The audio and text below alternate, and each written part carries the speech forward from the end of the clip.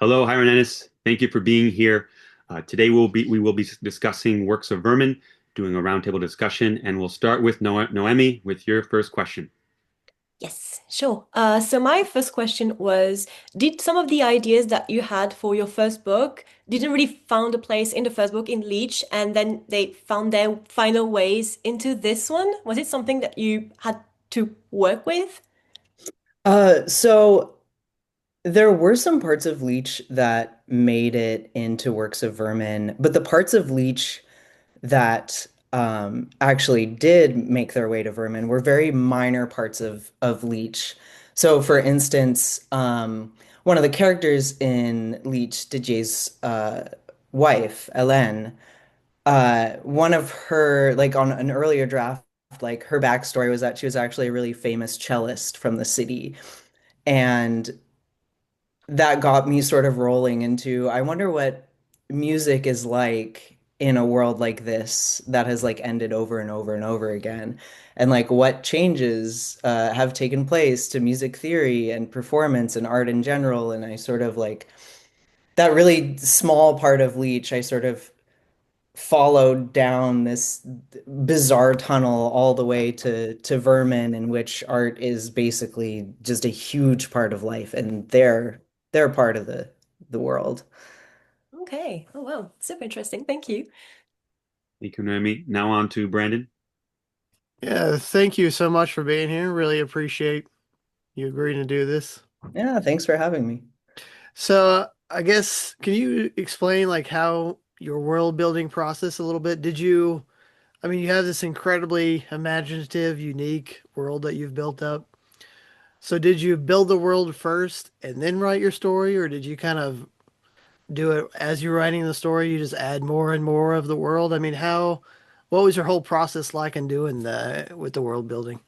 Yeah, so it was sort of an integrated process. I came up with the general bones of the story for Vermin first. I knew it was going to be in this sort of lush, hot, wet, disgusting city. But that's all that I really knew when I went in and started writing the first chapter.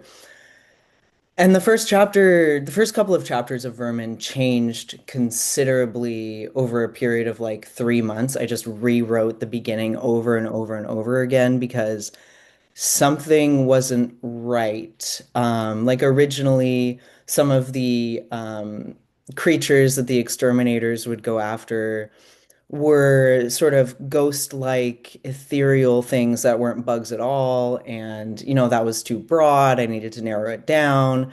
What sort of creatures would terrorize a city built into an ancient tree stump? Oh, bugs. I'm gonna keep it to bugs. I'm gonna keep it to pests.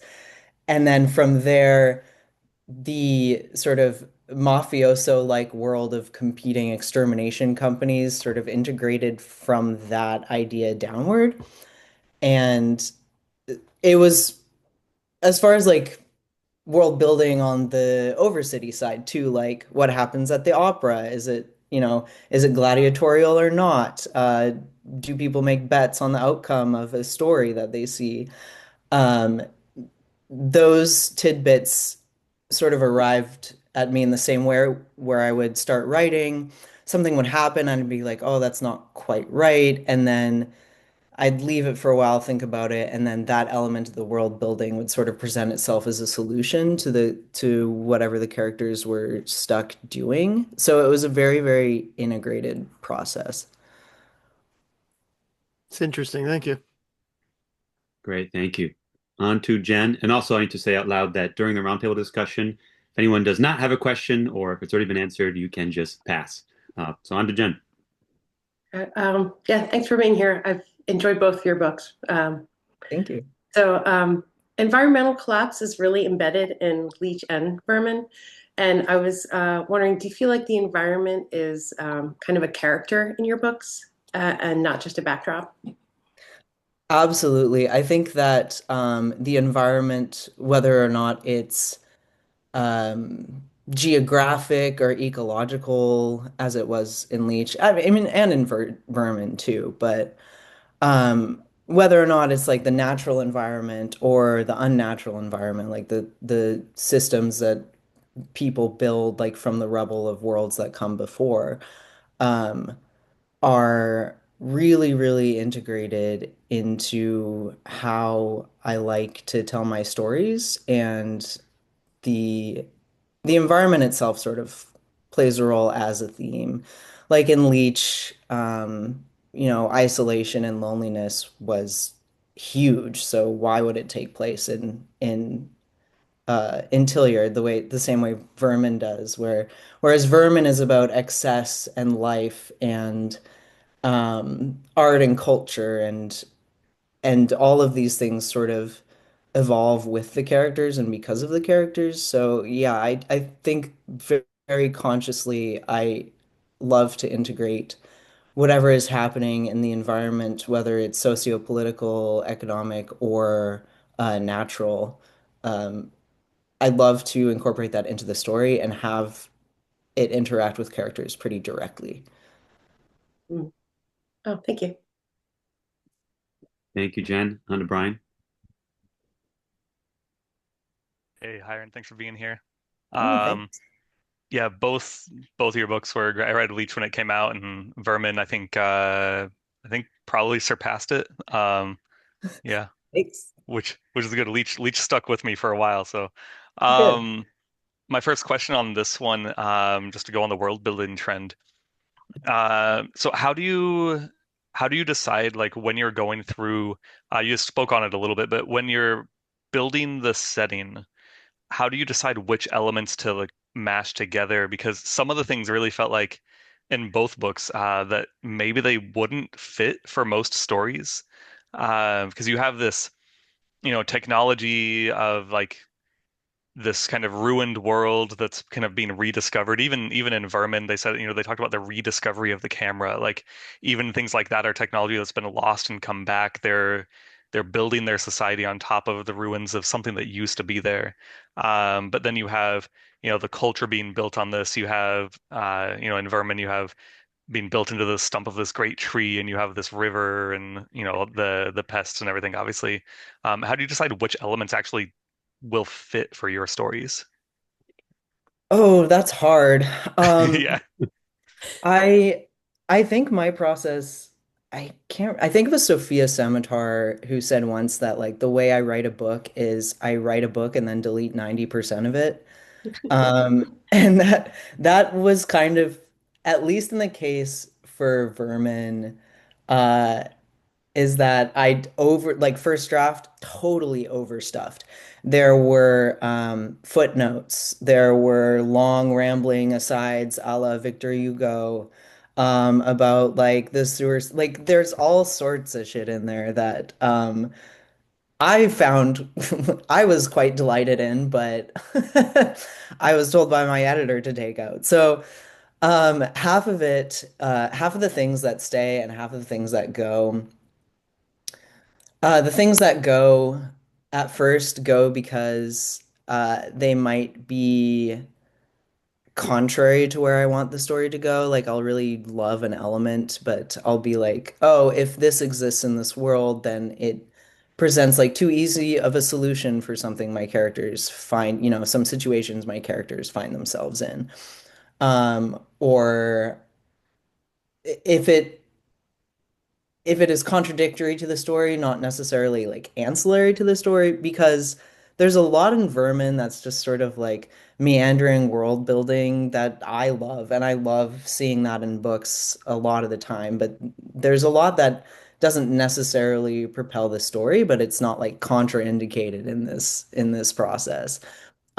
So usually by the time I give a first draft to someone, all of the world building elements that are included are the ones that are not necessarily like totally contradictory. And then from there, it becomes like kill your darlings one by one, brutally and over a long period of time. And there have been many darlings that have been cut from this, but a lot of darlings that have stayed.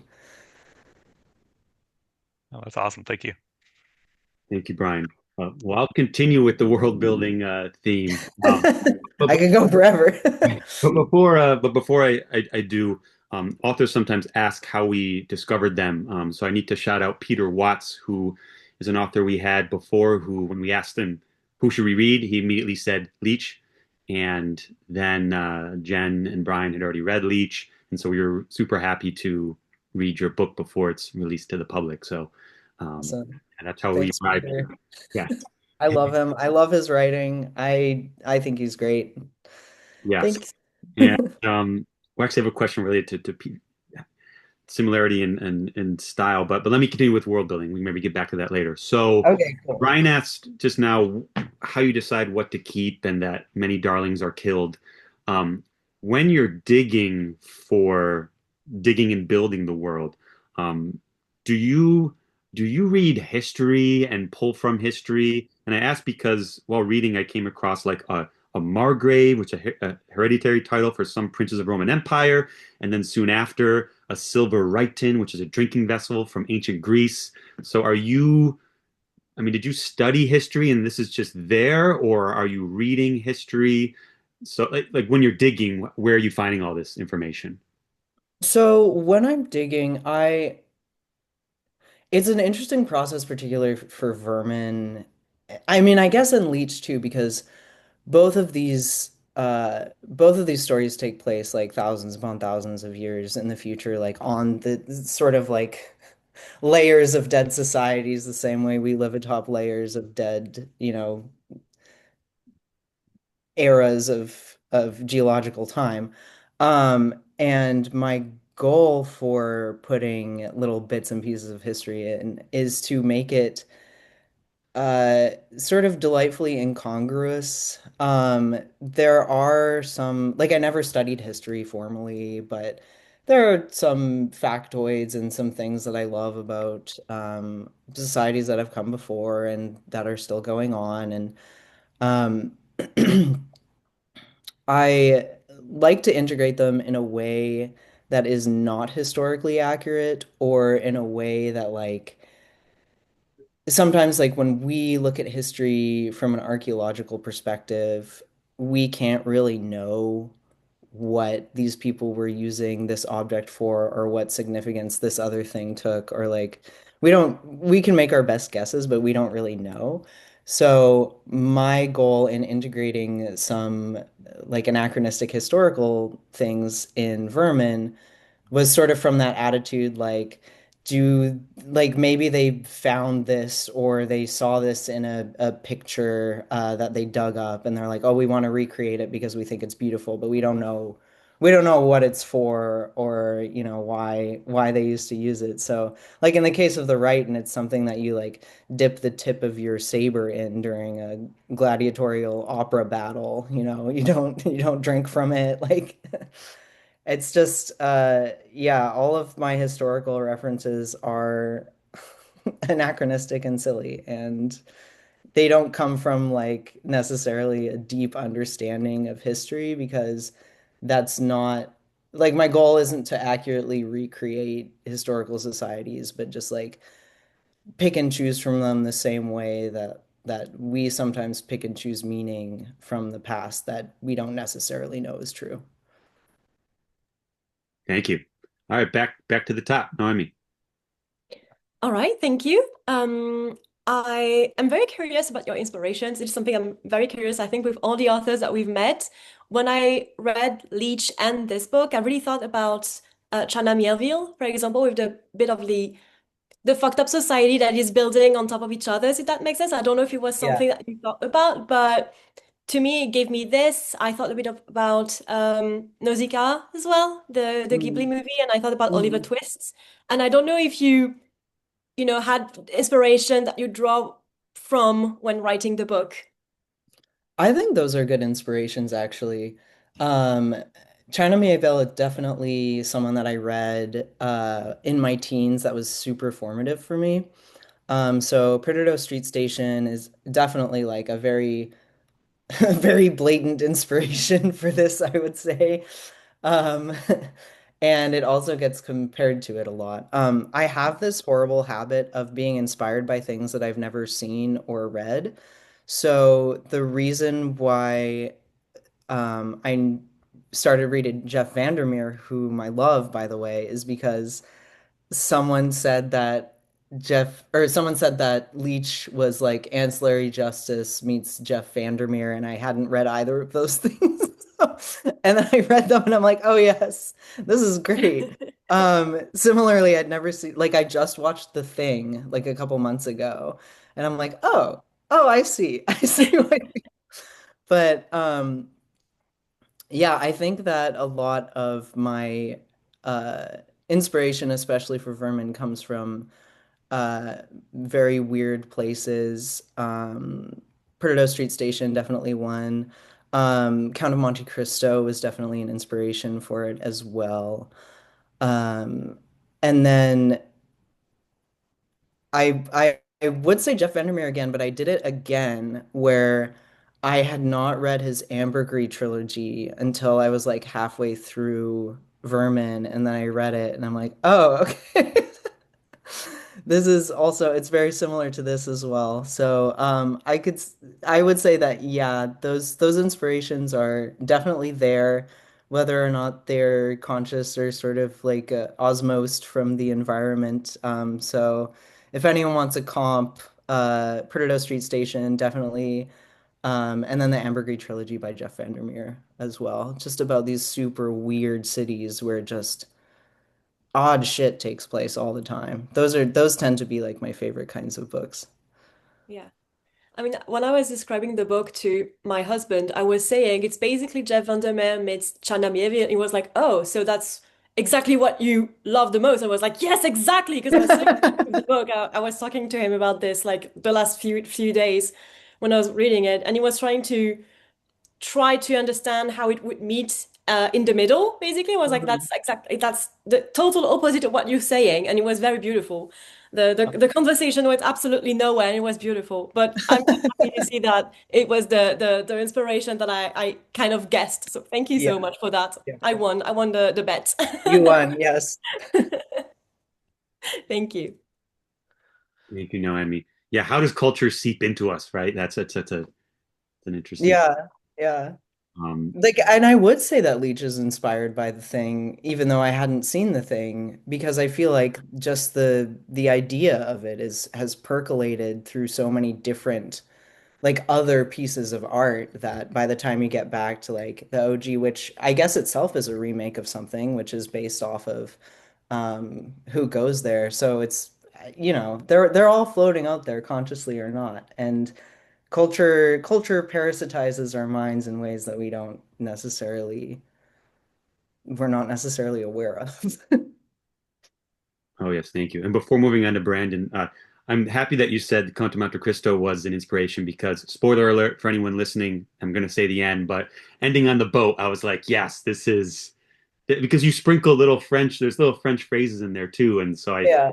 and that was a happy, I enjoyed that. Yeah, I wanted the running off on a boat thing. I'm like, okay, that's coming straight from Dumas. Yeah, yeah, but it's timeless. All right, on to Brandon. Thank you, Jack. Yeah, I thought the relationship between Don and Guy was really interesting. There's this kind of unrequited love going on. Don seems infatuated with Guy and kind of in a toxic way. Can you talk a little bit about how you came up with that? Um, I think just seeing, I guess like some of my personal experiences going into this novel inspired that. Things that I've seen between like close friends, or not to go into any sort of detail about that, but it's like it's kind of a very common experiment experience to either like be someone in a close friendship where you're not like quite sure if it's gonna sort of nudge into something else or if both parties are involved, or seeing that happen to two different people and evolve in sometimes very interesting and sometimes kind of tragic ways. Um, Thematically, I think I wanted a really fucking weird love triangle. Because um this book is basically just like a huge piece of Baroque theater spread over 400 pages. And so I took some, like, obviously, like, it's very theatric and a lot of things are lifted from, classic operas, and a love triangle is pretty much a necessity, but I wanted a love triangle that wasn't necessarily romantic and wasn't between, like, usually it's between two men and a woman.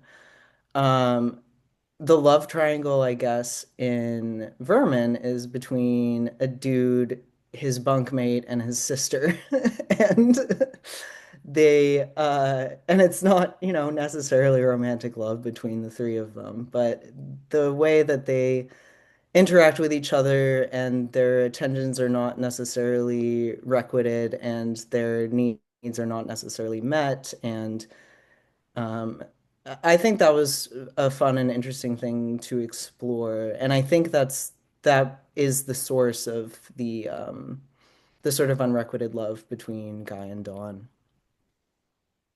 Thank you. Yeah, I think since I read a lot of science fiction mostly, so I don't see that very often. So that was interesting. Thank you. Thank you, Brandon. Moving on to Jen, if you have a question. Oh, yep, one more. Um, so I watched an interview you did about Leech, and the interviewer asked you this question, and I'm stealing it. Is there something you wanted to fit into this book that didn't make it, and you want readers to know, or just something that you really loved that just couldn't fit? Um, so many tiny things, so many tiny things. There used to be a lot more boorish manual entries, and they would have like a little footnote for each of them, and there were like so many weird bugs that did weird things. There was like an ant that bit you that would make you sin. There was Oh God, there were just like so many little bugs that couldn't quite make it in, but that still live in Tilliard and are still a menace. Mhm. Um, and then this one almost, well, it sort of is halfway there, but headcanon is that the magical girl genre actually survived 10 different apocalypses, and it's a very popular opera genre now. We it stuck around in the form of Little Orphan Clavette, the details of which I don't actually go into, but headcanon is it's 100% magical girl anime opera, and I wish I could have gone into that a little more. That's awesome. Thank you.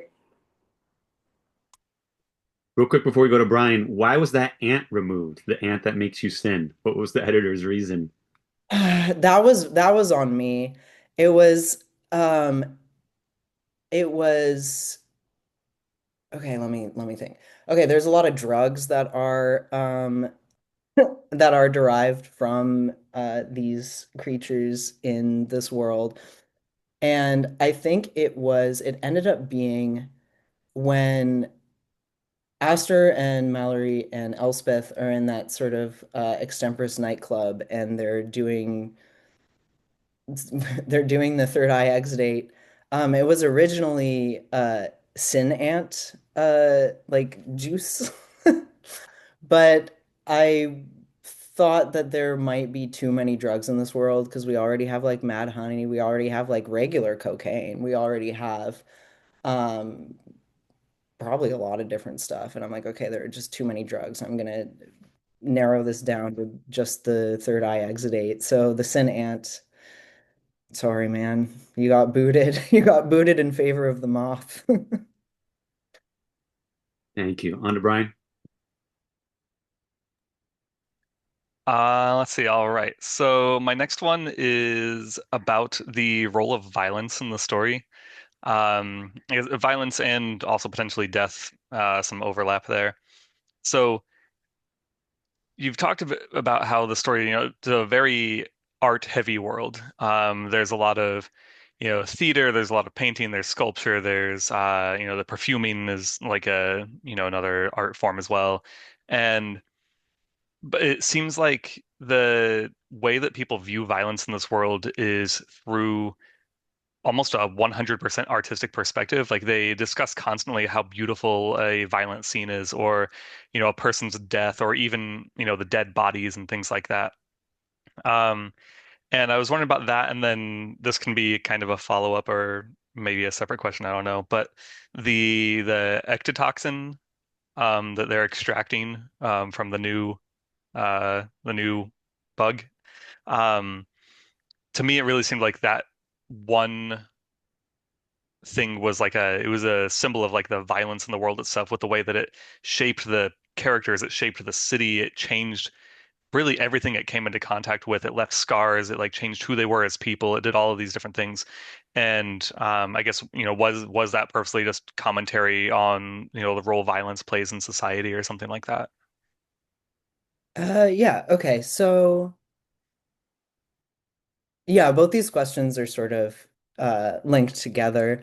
Um, I think that the um the role of violence the role that violence plays in Tillyard is 100% spot on. It like everything in this world is viewed from an artistic or aesthetic lens. And I honestly don't think that is too far removed from our own world. Because I think that, I mean, not to go so cheaply as to say this play on words is literal, but the theater of war exists and optics are a thing. And can also see the beauty in violent sport like MMA, martial arts, boxing. There is a strange elegance to a really well fought fight. And I wanted to sort of extrapolate this habit that we sort of already have, but don't acknowledge that a lot of violence in our world is aesthetic.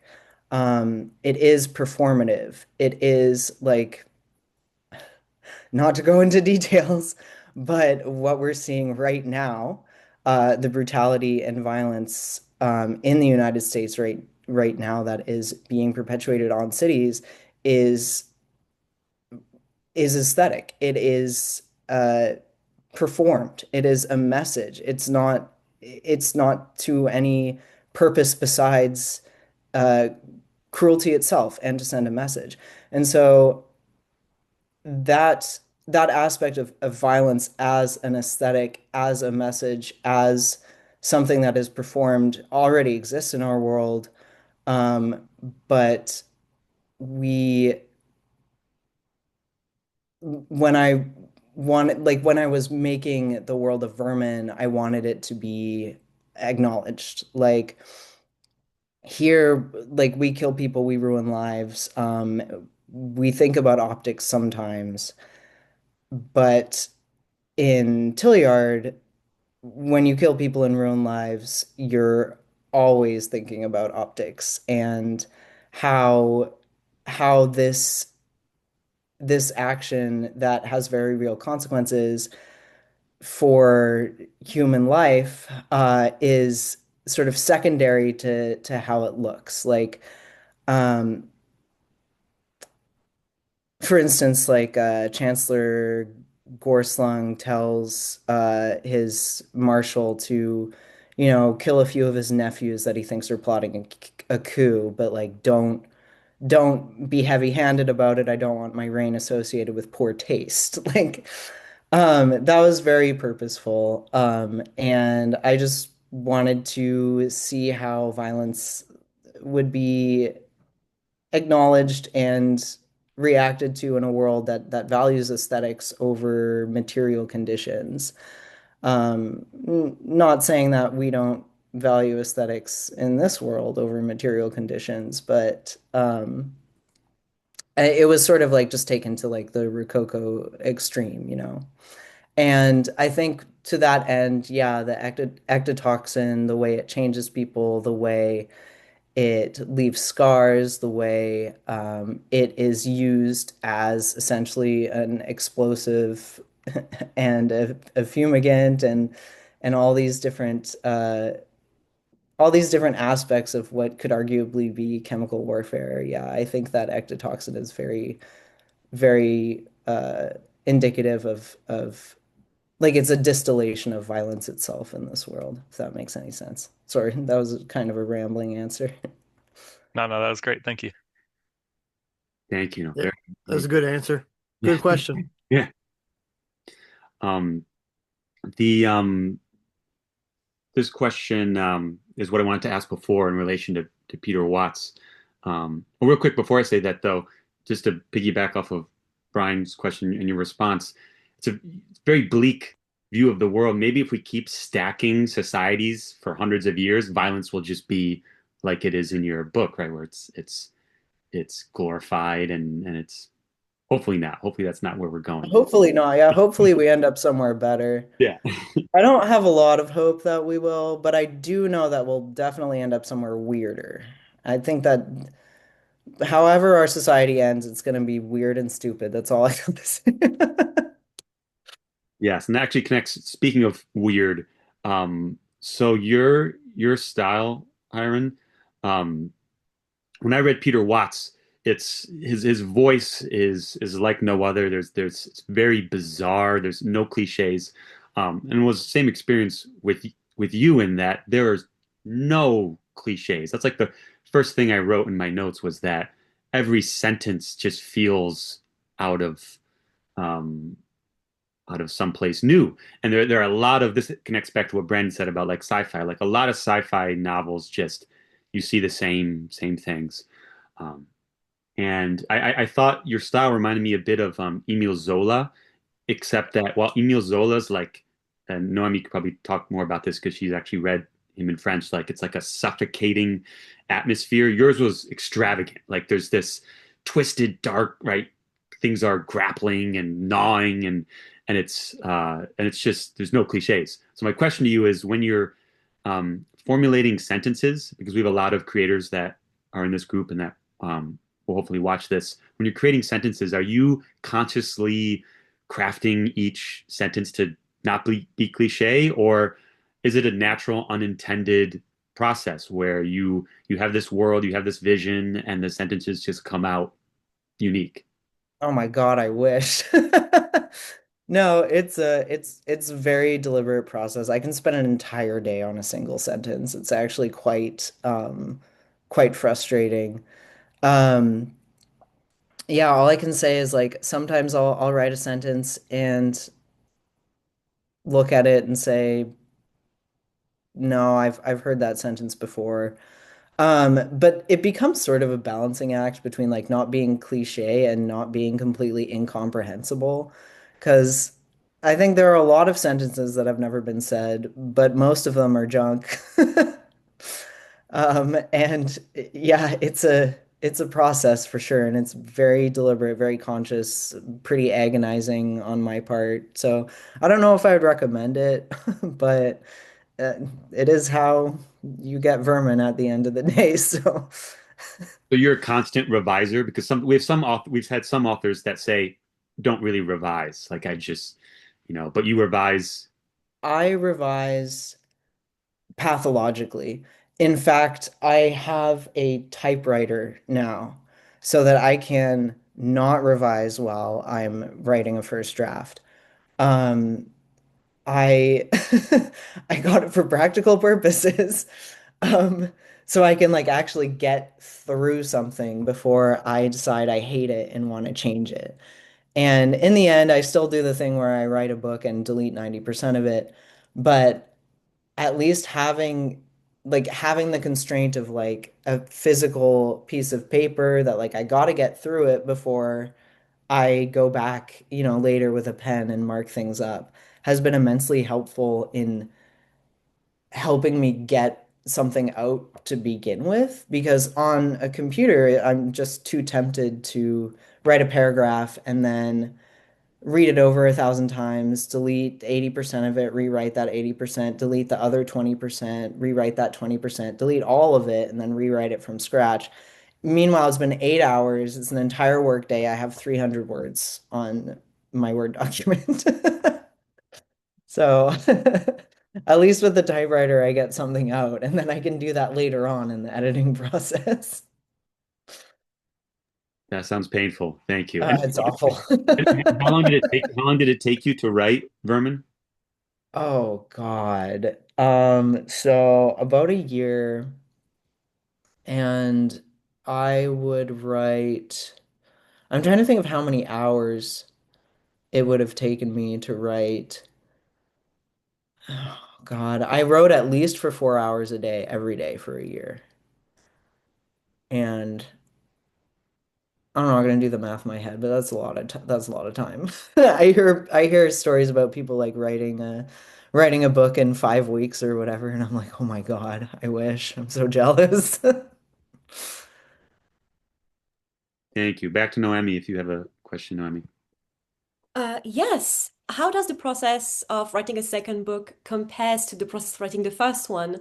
Did you have some sort of pressure because the first one was pretty successful, I guess? Like people did like it because it was awesome, but it was, a book that really changed a lot of things, I guess, for science fiction when it came out. And did you have some sort of pressure, or were you like, okay, people like the first one, so I'm good to go. I can be a bit weirder. I can do something a bit, something I wouldn't have necessarily done in the first book.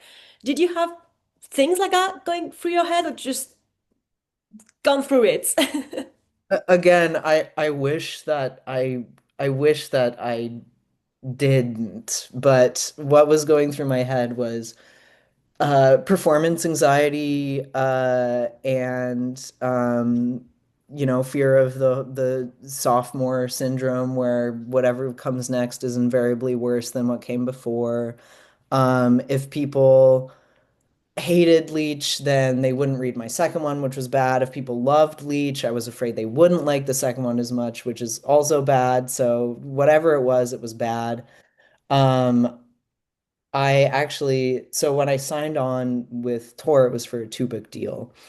And the second book that I pitched to them was like a high fantasy sort of music-based, magic and astrology-based giant sea creature fever dream of a high fantasy. And I pitched that. I tried to write that during my research year in school, and it was an utter failure.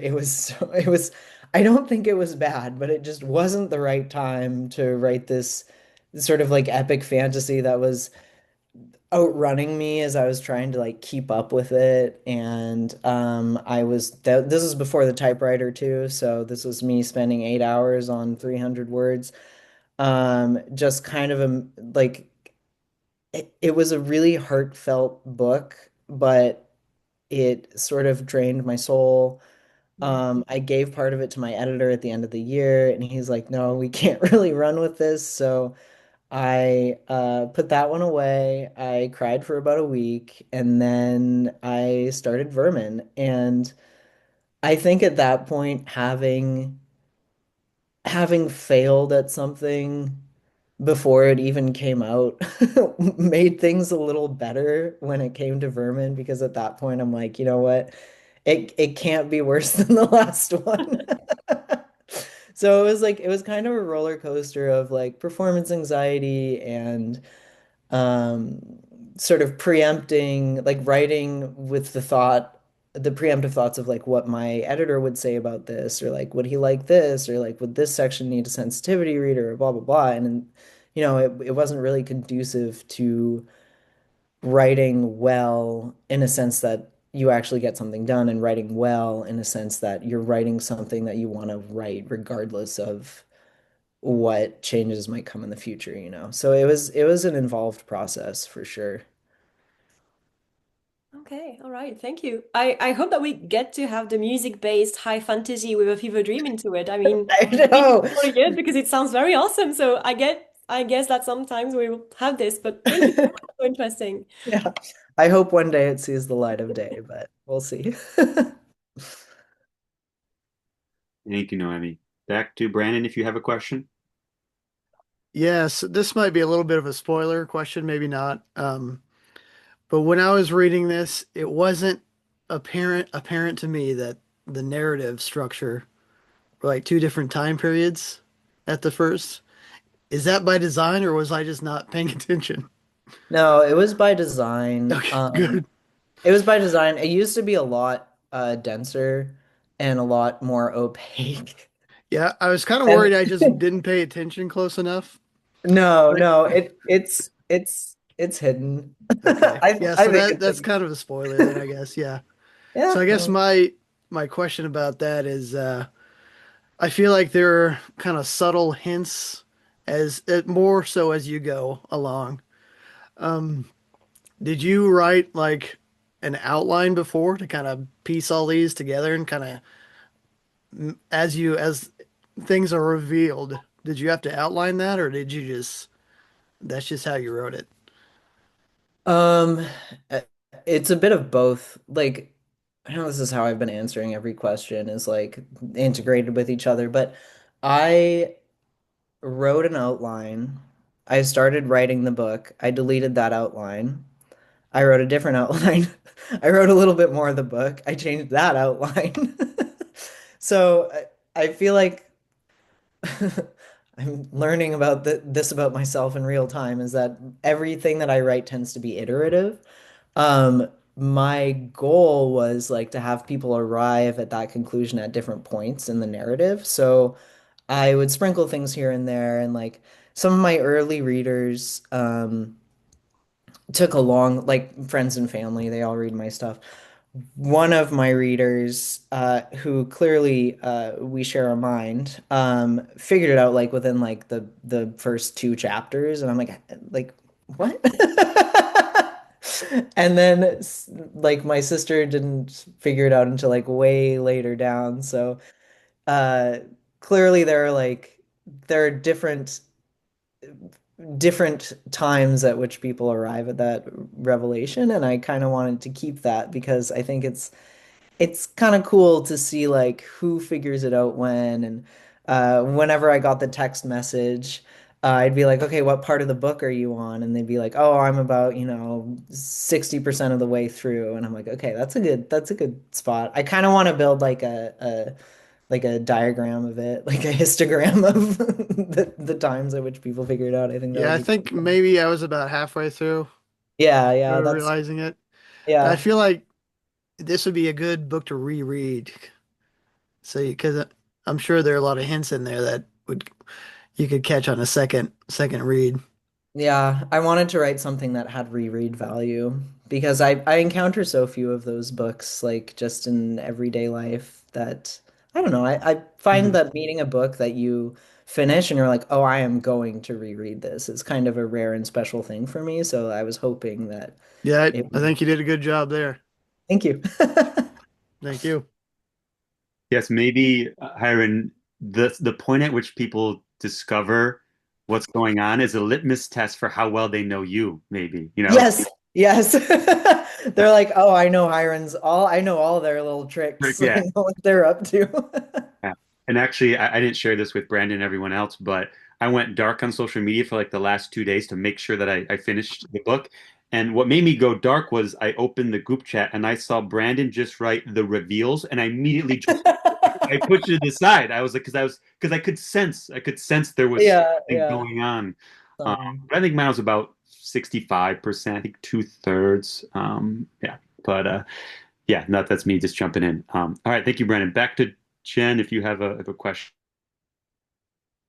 I don't have a question, but I just wanted to add to that I finished the book and I immediately thought I need to read this again, just because I wanted to pick up those things that were sprinkled throughout before I realized what was going on, and it was just that was a really great feeling. So yeah, Awesome. thank Yeah, you. thanks. Uh, and real quick too, before we move to Brian, had you encountered, and this spoiler alert for anyone watching this, but had you encountered this parallel type thing before? Is that your own um, construction? Oh, I am sure I have. It might be a thing situation where I've seen it before hasn't really it doesn't really jump out in my mind as something that I've seen like I mean, I'm sure I have. It's out there. Someone has done it. There are lots of different narratives where there are like two parallel narratives that meet in the middle. Either we follow two characters that meet at the end or something like that. But time-wise, nothing super jumps out. Because I've never we're all I think pretty well read in this group, but I'd never seen it done in the way that you did it. I'm just Oh, cool. I'm sure it's there, but it might just be one of those osmosis things, you know. all right, on to you, Brian, if you have a question. Yeah, let's have got one more. Yeah, I would say that that last part, at least it felt new, even if it was somewhere else. Like the combination of the different elements, definitely, yeah, it felt like something new to me. Cool. Um, I have a kind of I guess a kind of specific question on the use of the manual.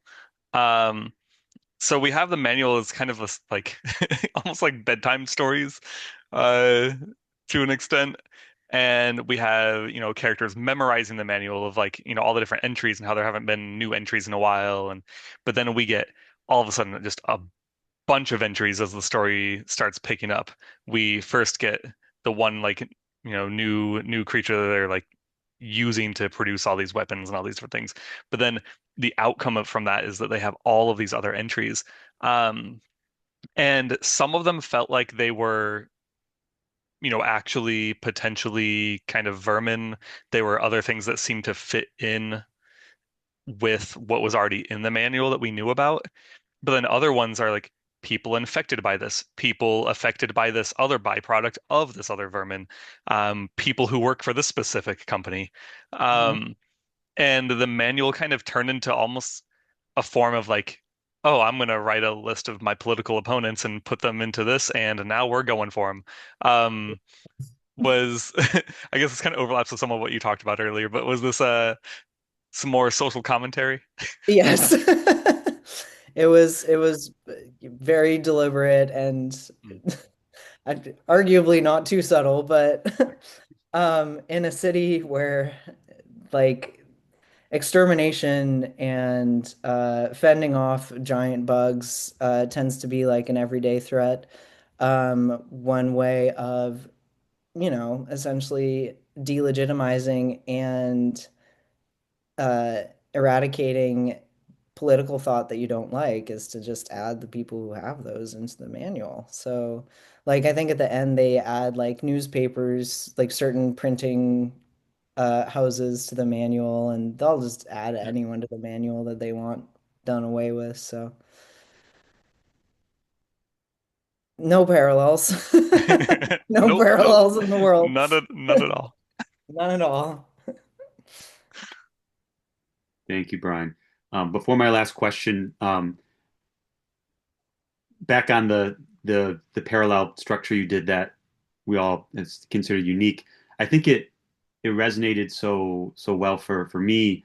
Brandon mentioned in the group chat that your reveals are almost like nonchalant, right? It's like like a very subtle like yep here's what's been going on.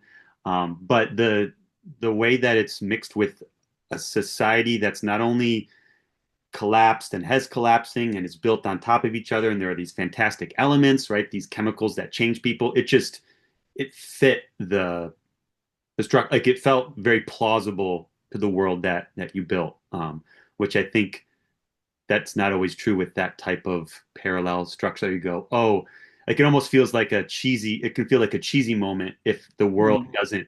doesn't work for it. But all right, my last question. We've asked a similar question to authors before, which is you just mentioned this talk, your research year, and I saw online that I don't know if this is true. This could just be a lie online, but that you do research with diseases or medical stuff. Could you talk about your work outside of writing and if it informs your writing at all? Yeah, so I'm a doctor now. I wrote Leech in the period between undergrad and medical school. I took that research year. I did actually research on COVID vaccination and development of antibodies after vaccination and how levels of antibodies change over time and like between demographics. Um, and during that research year was when I wrote the the big fantasy that never saw the light of day. And then Vermin I wrote during the last year of medical school and my first year of residency, which I would not recommend. I woke up at 4 every morning to do it. I am now a pathology resident, so uh, I have one more year of residency, and then I'm going into forensic pathology fellowship, and then I'll be a real forensic pathologist after that. So 2 more years, then I'll be a real doctor. Well, cheers Um, to that. yeah, thanks. Congratulations. Um, Oddly enough, I feel like the stuff that informs my writing from my work is more on the sort of hard lab science side rather than like the death investigation and crime side. But we may see that change in the future as like I sort of shift from research and hospital work into medical examiner work. So we'll see where it goes. Very interesting. Thank you. And I got to shout out one more person who we had on this group, and who's also a Tor author, P. Jelly Clark. Oh And yeah, yeah, do you know him? Yeah, a ring shout. yes, yeah. We Yeah. actually discussed the Master of Jinn, as a group. But I bring him up because he works as a historian, he has a PhD in history. Hmm. He shared with us that like none of his colleagues or students know that he publishes sci-fi. So my question is, do your other doctors or colleagues know that you have this other life, or do you keep it secret? Uh, I keep it on the DL, but so it used to be totally secret. When I thought I was going to go into clinical medicine, I'm like, oh, my patients can't read this. They can't be like, oh, my doctor came up with that. They're insane. Um, but now that I'm more into pathology, the sort of assumption is that you are insane if you're in pathology. So it's more socially acceptable to to write weird stuff in pathology. So a couple of my attendings know, and a couple of my co-residents know, but generally, like, it's not really a conversation piece, because it's usually not relevant to whatever I'm talking about with them. But if they're like, "Oh, what did you do on your holiday?" I say, "Well, I was on my book tour." So if they ask, I'll bring it up. Thank you. Well, that was my last question. So any final questions for Hiron? I had a question, but maybe after we in the recording. Okay. Yeah. It's Well. it's a non-book thing. Okay. Noemi, Jen, Brian, any final questions? All right. Well, thank you very much. I'm going to end the recording in a couple seconds. It was a pleasure um, hearing you talk about your process, the book. Thank you so much. Yeah, thank you so much. It was really fun. All right. Okay. Let me stop this.